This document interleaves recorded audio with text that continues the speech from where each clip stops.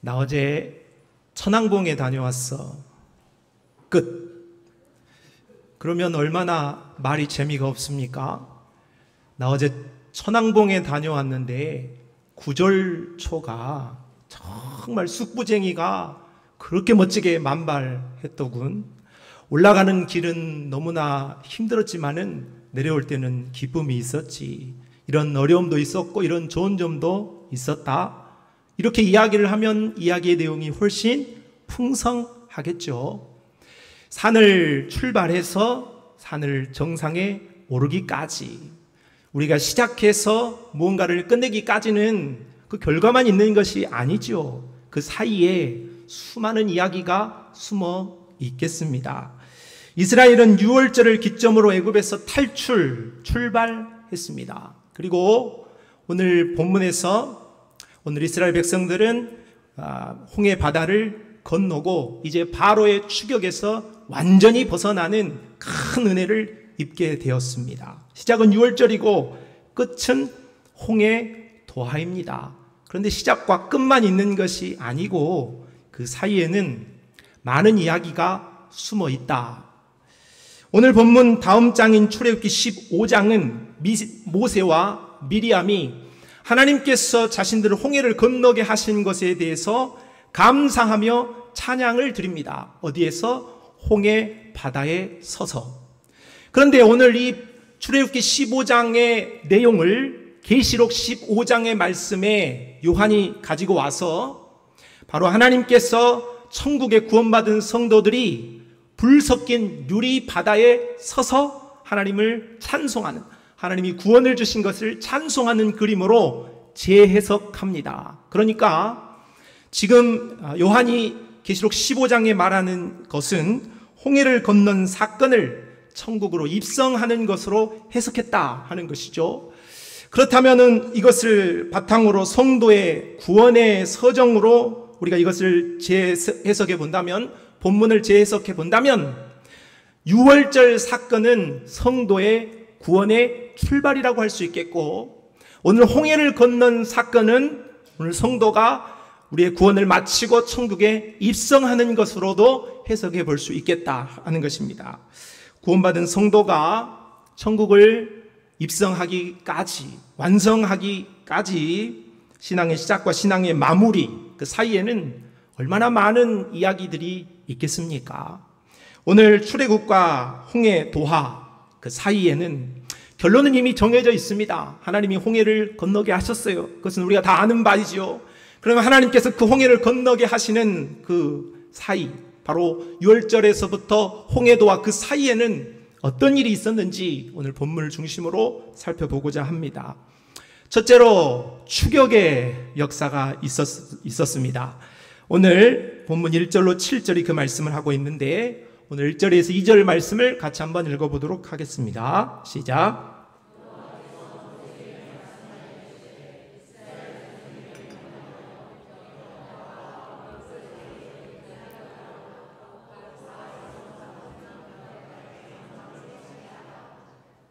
자, 그림을 하나 보겠습니다. 이스라엘의 출애굽의 여정입니다. 그림에 보시는 왼쪽 제일 위에 있는 고센, 그것이 바로 이스라엘 백성들이 노예로, 종으로 살았던 곳이라고 하겠습니다. 그들이 유월절을 기점으로 출발해서 숫곳에 이르렀다가 에담, 광야 끝이죠. 그것을 건너서 지금 홍해를 건너려고 하고 있습니다. 그리고 하나님께서 건너게 하셨죠. 자, 그런데 오늘 이스라엘이 가고자 했던 길은 이쪽 방향이 아닙니다. 오늘 들어가야 할 저 오른쪽 끝에 있는 가나안 땅을, 목적지를 향하여서 가려고 한다면 빠른 길이 어디냐? 지중해라는, 저 위쪽에 있는 지중해라는 그 바로 밑에 육지를 향하여서 바로 동진하게 되어지면 곧장 가게 되고 홍해를 만나지 않습니다. 그런데 하나님께서는 그렇게 가지 않고 남쪽을 향하여서 가게 하고 홍해를 만나게 하고 또 많은 과정을 거쳐서 이 광야를 거쳐가도록 하셨다 하는 것이죠. 사람들은 북쪽 길로 빨리 가고 싶은데, 동쪽으로 빨리 가고 싶은데 하나님께서는 남쪽 길로 천천히 가라고 하십니다. 내 마음에 안 듭니다. 내 생각과는 다릅니다. 그러나 하나님이 말씀하신 길이 사람이 계획하는 길보다 옳고 선하며 빠른 길인 줄로 믿으시기를 바랍니다. 바울이 2차 선교 여행을 떠났을 때, 바울은 1차 선교 여행 때 같이 떠났던 바나바와 동역하기를 원했습니다. 근데 하나님께서 오늘 바울이 바나바와 심히 다투게 하심으로 2차 선교 여행을 같이 가지 못하게 하셨어요. 따로 갔습니다. 그런데 따로 가고 분리되어지는 것이 나쁜 것이 아니라 더 많은 오히려 선교 지역을 탐방하고 전도할 수 있는 그런 역사가 일어나게 되었죠. 바울은 2차 선교 여행을 중심을 할 때에 아시아 지역을 선교하고 싶었습니다. 북진하고 싶었던 거예요. 그런데 하나님께서는 아니다, 마게도냐 환상을 보여주면서 서진하도록 바울을 부르셨지요. 그 역사로 그리스도로 바울이 가서 그곳에서 수많은 사역의 열매들이 맺어지게 되었던 것입니다. 반대로 요나의 역사는 방향이 다릅니다. 요나는 서진 다시스로 가고 싶었습니다. 그러나 하나님께서는 북진, 바로 니느웨로 가라 하셨지요. 하나님이 원하시는 방향과 선지자가 원하는 방향이 달랐어요. 그러나 하나님이 원하시는 방향으로 순종하게 되었을 때에 결국은 하나님께서 니느웨의 회개를 받으시는 역사가 일어나게 되었습니다. 이스라엘은 예루살렘에 머물고 또 머물기를 원하였지만 하나님께서는 바벨론으로 가라, 온 세계로 가라 하였습니다. 바벨론으로 갔을 때에 극상품 포도나무로 그들이 더 아름다운 열매를 맺을 수 있는 사람으로 성숙할 수 있게 되었고, 이들이 온 땅으로 흩어졌을 때에 복음이 편만하게 전파되어지므로 오늘 우리에게도 그리스도의 복음이 오게 되어진 줄로 믿습니다. 성도 여러분, 하나님은 늘 옳습니다. 하나님은 늘 선하십니다. 하나님은 가장 정확하다는 사실을 믿으시기를 바랍니다. 그렇기 때문에 우리는 내가 가는 방향으로 하나님을 끌어오려고 하지 말고 하나님이 원하시는 방향으로 내가 맞추어서 나아가려고 할 때에 우리에게 복된 역사, 은혜의 역사가 있게 되어질 줄 믿습니다. 가장 좋은 길로 우리 하나님이 여실 줄 믿습니다. 여러분, 각자의 모든 삶 속에서 내가 실수하는 건가? 내가 지금 잘못하고 있는 건가? 하는 그런 상황에 있다 할지라도 하나님께서는 우리의 길을 가장 옳은 길로 실수하지 않으시고 이끌어내실 줄로 믿습니다. 그런데 말입니다, 오르신 하나님, 좋으신 하나님, 선하신 하나님께서 오늘 이스라엘을 이끌어내시는 장소가 험악한 장소가 되겠습니다. 앞에는 홍해 바다가 기다리고 있습니다. 뒤에는 바로의 군대가 추격해 옵니다. 앞으로도 갈 수 없고 뒤로도 갈 수 없는 길이 하나님께서 인도하신 길입니다. 그러면 이 정도 되면은 하나님에 대해서 하나님이 나에게 그럴 수 있나 하는 생각을 할 수 있지만, 우리가 잊지 말아야 할 것은 하나님은 실수하지 않으신다, 하나님은 선하시다 하는 사실을 믿어야 하는 것이죠. 자, 7절 말씀을 보면 선발된 병거 600대와 애굽의 모든 병거를 동원하니 지휘관들이 다 거느렸다고 했습니다. 지금 앞으로는 홍해 바다가 있어서 도저히 갈 수 없고, 지금 뒤를 쫓고 있는 애굽의 바로의 군대가 바로 병거가 600승이라고 했고 600대라고 했고, 또 모든 애굽의 병거들이 따라왔다 했습니다. 당시의 병거 한 대는 지금으로 말하자면 탱크입니다.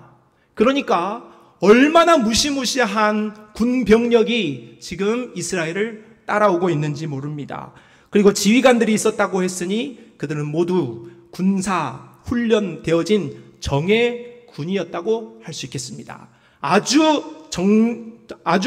전열을 갖춘 무장한 군사들이 턱 밑까지 쫓아오게 된 상황인 것입니다. 그에 비해서 이스라엘은 참으로 연약하기 그지없습니다. 장정들은 있는데 60만 그의 장정이 한 번도 전쟁을 경험해보지 못했고 군사법에 대해서 한 번도 들어본 적도 없습니다. 뿐만 아니라 돌멩이 하나 들 정도밖에 없지 무기도 들려있지 않은 상태에 있습니다. 그것뿐입니까? 이들에게는 장정들만 있는 것이 아니라 여자도 있고 노인들도 있고 어린이도 있으니 이런 60만 대군이라고 할지라도 이런 사람들과 함께 전쟁을 싸워나가는 절대 전쟁을 이길 수 없는 것이죠. 고양이 앞에 쥐라는 표현도 모자라고 사자 앞에 쥐라 표현해야 할 정도입니다. 이스라엘은 바로 애굽의 바로에게 맹추격을 당하고 있는 상황에 놓이게 되었는데 이것을 누가 허락하셨다? 하나님이 허락하셨다는 겁니다. 그렇다면 우리는 의문이 듭니다. 하나님이 왜 그러셨을까? 금방 출애굽에서 유월절이라는 놀라운 은혜를 주시고 기적을 주셔서 오늘 우리를 불러내시고 하나님께서 사랑 주셨을 때는 언제고 지금 다 죽게 되어진 상황 속에 오늘 벼랑 끝으로 절벽으로 오늘 우리를 밀어내실까 하는 생각을 할 수가 있겠죠. 그런데 오늘 4절 말씀에 오늘 하나님께서 이 일을 이루어내시는 이유를 말씀하고 있다고 보겠습니다. 4절 말씀, 내가 바로의 마음을 완악하게 한즉 바로가 그들의 뒤를 따르리니 내가 그와 그의 온 군대로 말미암아 영광을 얻어 애굽 사람들이 나를 여호와인 줄 알게 하리라 하심에 무리가 그대로 행하니라 했습니다. 하나님은 당신의 백성들이 추격을 당하는 것만이 아니라 추격을 당하지만 그 추격을 이겨내고 승리하는 것을 통하여서 영광을 받으시기 위하여서 오늘 이스라엘에게 이러한 일들을 허락하셨다. 그렇게 말씀하고 있습니다. 하나님은 우리가 잘 되는 일, 또 형통한 일, 잘한 일을 통하여서만 영광을 받으시는 것이 아니라 때로는 우리의 연약함, 때로는 우리의 실패, 때로는 우리의 역경을 통하여서도 영광을 홀로 받으시는 하나님이신 줄로 믿습니다. 그렇기 때문에 이스라엘은 최후 승리를 향하여 가는 동안에 바로의 추격을 겪어야만 했다는 것입니다. 이것이 바로 하나님의 일을 행하시는 방식입니다. 오늘 우리가 이것을 향하여서 하나님은 왜 그렇게 행하시냐고 하나님을 향하여 따져 물을 수 없고 하나님은 그렇게 일을 행하신다는 거죠. 오늘 바로의 추격을 받기 전까지 이들에게는 어려움이 없었습니까? 아니요. 이들이 벌써 광야를 거쳐 나왔습니다. 또 이들이 애굽에 있었을 때에 얼마나 마음 상한 일들이 많았습니까? 그리고 얼마나 그들이 노예로 살면서 어려움이 있었습니까? 또 앞으로는 지금 바다를 만나고 있으니 너무나도 어려움 투성이입니다. 성도의 구원의 완성까지는 이렇듯 마귀의 끝없는 추격, 맹추격이 이어질 수밖에 없다는 사실을 우리가 알고 우리의 신앙을 달려야 할 줄 믿습니다. 마귀의 추격은 세상 끝날까지 있을 것입니다. 내 목숨이 다하는 날까지, 이 세상이 끝나는 날까지 마귀는 우리 성도를 추격한다는 거죠. 요한계시록 12장 9절 말씀 같이 읽어보겠습니다. 시작.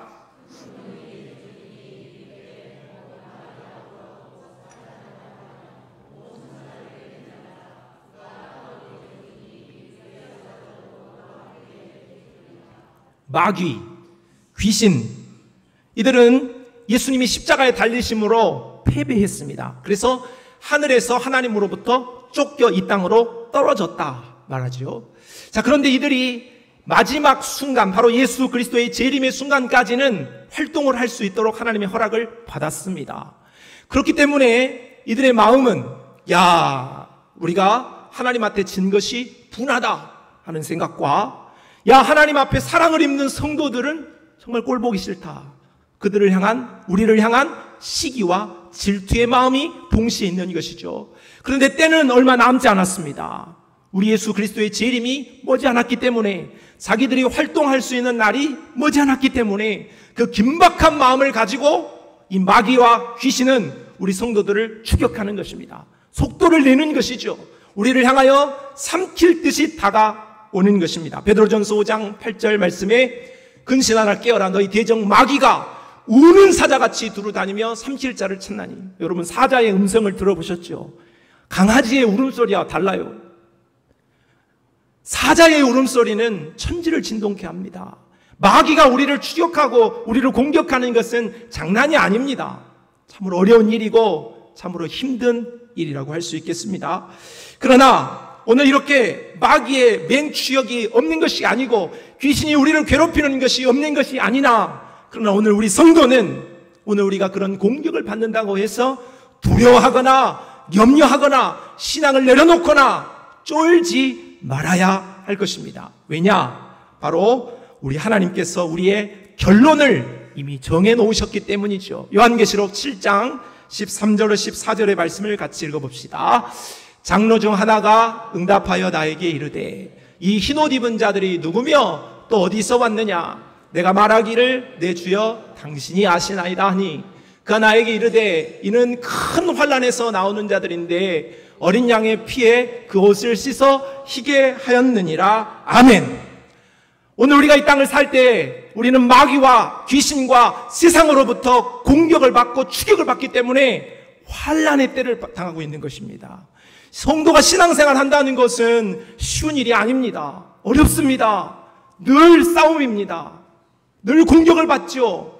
그러나 그 환난이 있다 할지라도 오늘 성경 말씀에는 큰 환난이 있다 할지라도 오늘 우리가 두려워하지 말아야 할 이유는 그런 큰 환난으로 성도가 져버린다는 것이 아니라 그 큰 환난을 이겨내고 그 큰 환난을 예수 그리스도의 십자가의 보혈로 이겨내고 승리할 수 있다고 말씀하시기 때문에 우리 하나님께서 반드시 우리를 승리하게 하신다, 결론을 그렇게 준비해 주신다 하는 사실을 믿고 나아가면 하나님이 우리를 승리의 걸음으로 주장하시고 우리가 정말로 저 시온 산성에 우뚝 서는 믿음으로 흰옷을 입고 서게 되어질 줄로 믿습니다.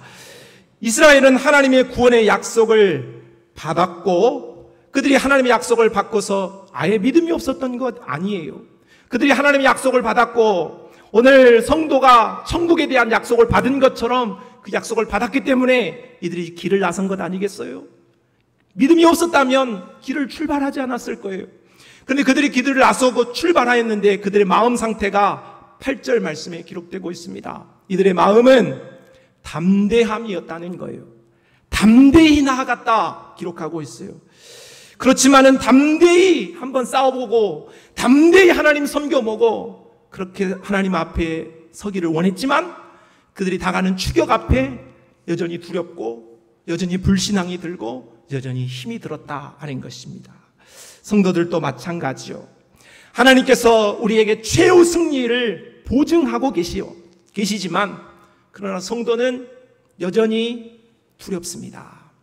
믿음으로 살겠다 다짐하고 두 주먹 불끈 쥐고 주를 위해서 헌신하겠다 그렇게 마음 먹을 때도 있지만 그러나 우리가 마귀의 추격을 받을 때에 오늘 우리는 낙심하고 또 두려워할 수 있지요.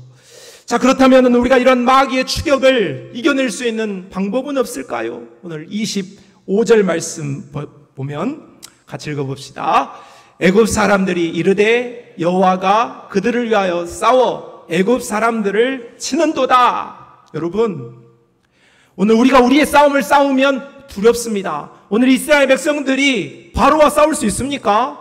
홍해 바다와 싸울 수 있습니까? 그들이 최후 승리했다는 것은 하나님이 바다를 건너게 하셨고 하나님이 바로와 싸우셨기 때문에 그들이 승리할 수 있었던 겁니다. 성도가 이 땅을 살면서 우리가 악한 영의 맹추격을 이겨낼 수 있는 방법은 내가 한번 주먹 쥐고 한번 와봐 싸워보자 해서 싸울 수 있는 것이 아닙니다. 우리 하나님께서 대신하여 싸울 때에 우리는 이김을 얻게 되어지는 줄로 믿습니다.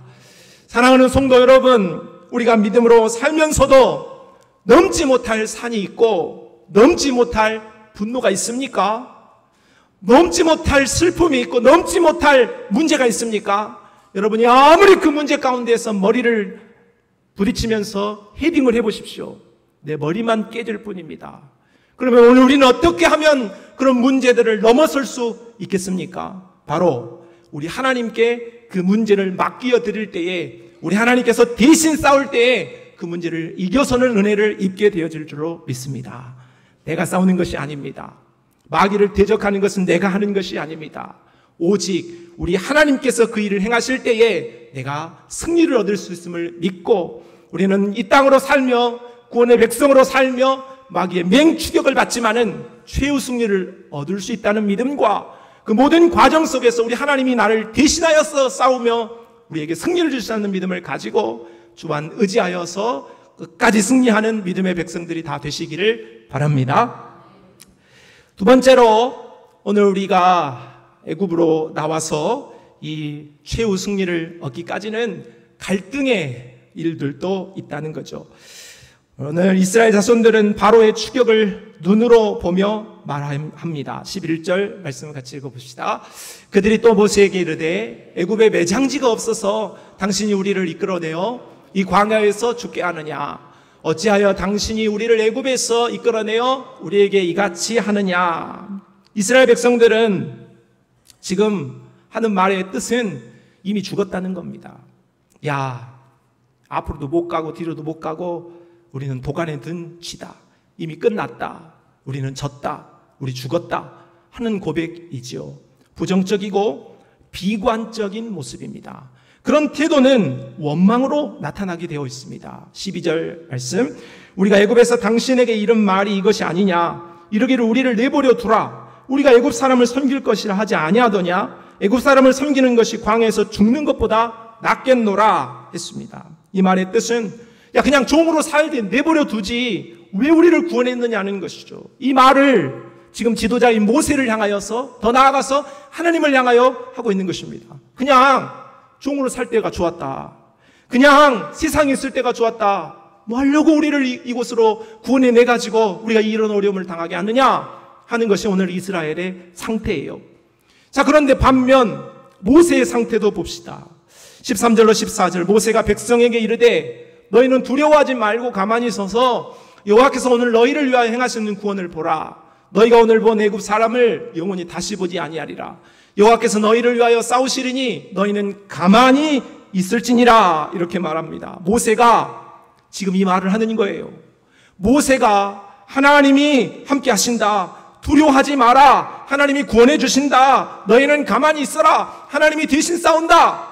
이런 멋진 말을 하고 있다는 거예요. 그런데 여러분 모세가 처음부터 그런 멋진 사람이었습니까? 아니죠. 하나님 앞에 부름을 받을 때만 해도 못 가요. 못 간다니까요. 못 갑니다. 하고 하나님을 향한 불신을 가졌던 사람이고 주저주저했던 사람이고 소극적인 사람이었습니다. 그런 모세가 어떻게 이렇게 성장하고 성숙한 믿음의 고백을 할 수 있었을까? 그것은 쌓이고 쌓여진 믿음 덕이라고 하겠습니다. 40년 전 그가 자신의 힘으로 애굽에서 이스라엘 백성들을 구원해내겠다고 했을 때 실패했습니다. 그 실패가 믿음으로 쌓인 것입니다. 그리고 40년 동안 광야에서 잊혀진 존재로 돌고 돌며 무명이 되었을 때 그 연약함이 그 믿음으로 쌓인 것입니다. 호렙산에서 하나님이 부르셨을 때에 그 음성을 들었던 모세의 믿음이 쌓인 거죠. 그리고 하나님 말씀하신 대로 애굽에 나아갔을 때 하나님께서 기적을 베풀어 주셨던 그 기적을 체험한 것이 모세에게 믿음으로 쌓인 것입니다. 말하자면 그의 연약함도 그의 하나님을 경험함도 하나님께서 사용하셔서 그를 성장하고 성숙하게 하셨다는 거예요. 늘 성공하는 것만이 우리의 믿음을 성숙시키는 것이 아니라 나 연약함도 하나님은 사용하셔서 나를 이끌어 가시고 변화시켜 가신다는 것을 깨닫게 되는 것이죠. 한마디로 하나님께서 모세를 오랜 시간 동안 빚어주셨습니다.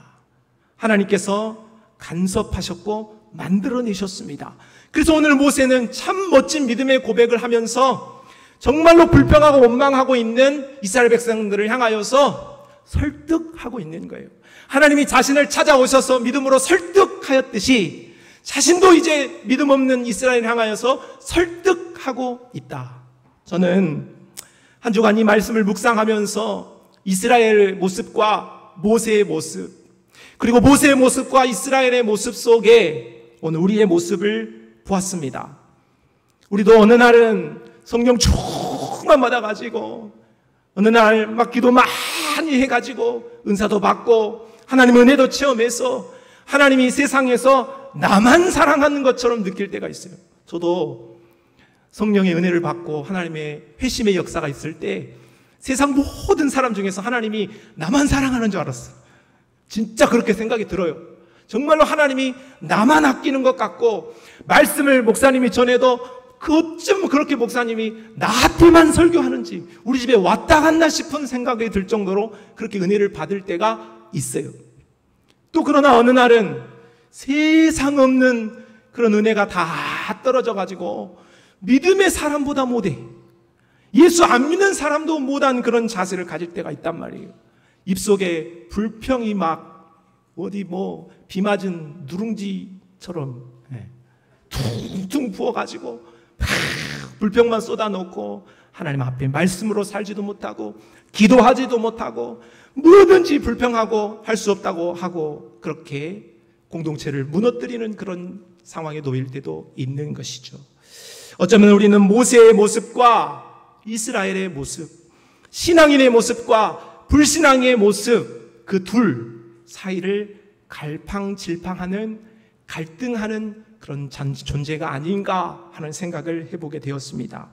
에덴 동산에서 선악과를 먹을까 말까, 먹을까 말까 망설였던 것처럼 가룟 유다가 예수님의 십자가를 두고 예수님을 팔까 도와드릴까, 팔까 도와드릴까 갈등했던 것처럼 하나님과 우상, 말씀과 세상, 그리고 신앙과 불신, 성령과 육체 사이에서 우리가 오락가락하고 있는 모습을 열왕기상 18장 21절에 엘리야가 모든 백성에게 가까이 나아가 이르되 너희 어느 때까지 둘 사이에서 머뭇 갈등하느냐 라고 물었던 엘리야의 질문이 오늘 저와 여러분을 향한 질문이 아닌가 싶습니다. 성도의 갈등이 그렇다고 해서 칭이 되어진 성도의 구원을 취소하거나 천국에서 탈락하게 하지는 않습니다. 이스라엘에 이런 갈등이 있었지만, 이런 믿음 없음이 있었지만, 그러다 결국 하나님의 손에 의하여서 홍해를 건넜어요. 하나님의 구원을 하나님이 행하시는 주권의 역사이다 하는 것입니다. 성도의 갈등은 이미 칭이 되어진 하나님께 의롭다 하심을 입은 성도가 아직 영화를 입기 전 성화의 과정, 바로 그 사이에 발생하는 수많은 이야기라고 할 수 있겠습니다. 그렇다면 우리는 생각해 볼 수 있죠. 어차피 하나님이 우리에게 예수로 불렀고 어차피 하나님께서 구원을 완성하시고 최후 승리하게 하실 거라면 굳이 열심히 살 필요 있냐? 굳이 성화되어질 필요 있냐? 굳이 갈등을 이겨내면서 우리가 열심히 치열하게 신앙생활을 할 필요가 있냐? 그렇게 물을 수 있는데 그에 대한 대답은 네, 그렇습니다. 치열하게 싸워야 됩니다. 반드시 싸워야 됩니다. 우리가 성화되어지는 것은 구원의 원인은 아니지만 성화는 구원의 결과입니다.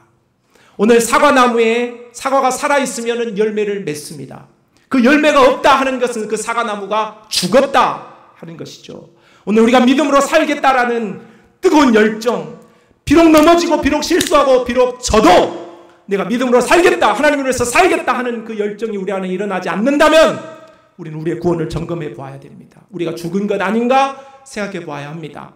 그러나 우리가 성도가 성화되어지기를 원하고 믿음으로 살기를 원하지만 우리 안에는 여전히 갈등이 있지요.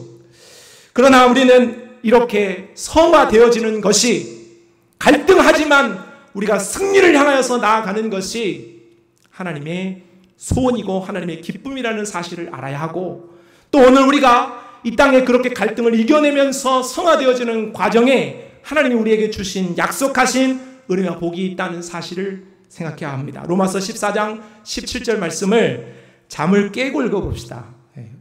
잠을 깰 수 있는 5초의 시간을 드리겠습니다. 다 일어나시면, 다 일어나셨어요? 많이 주무셨다. 이제 일어나셔도 되겠어요. 같이 읽어보겠습니다. 시작. 하나님의 나라는 먹는 것과 마시는 것이 아니요 오직 성령 안에 있는 의와 평강과 희락이라. 여러분이 저보세요.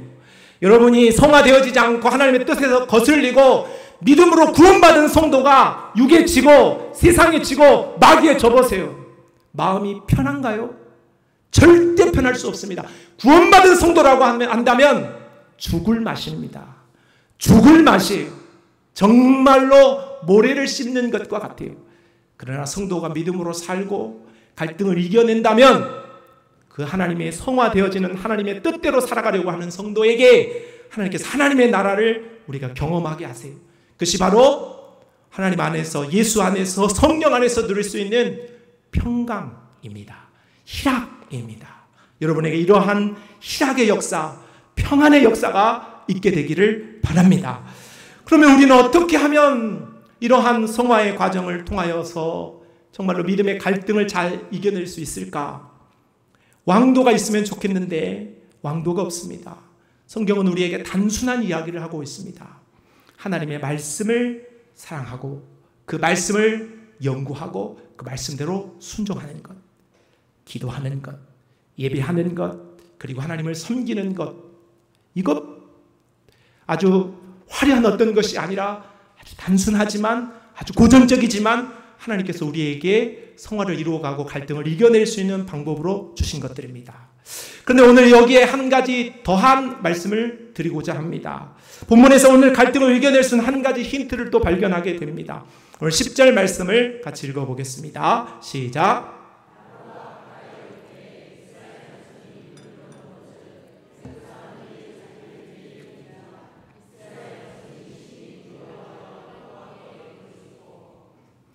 지금 이스라엘은 믿음이 적어 보입니다. 어떻게 보면 믿음이 없는 것도 같습니다.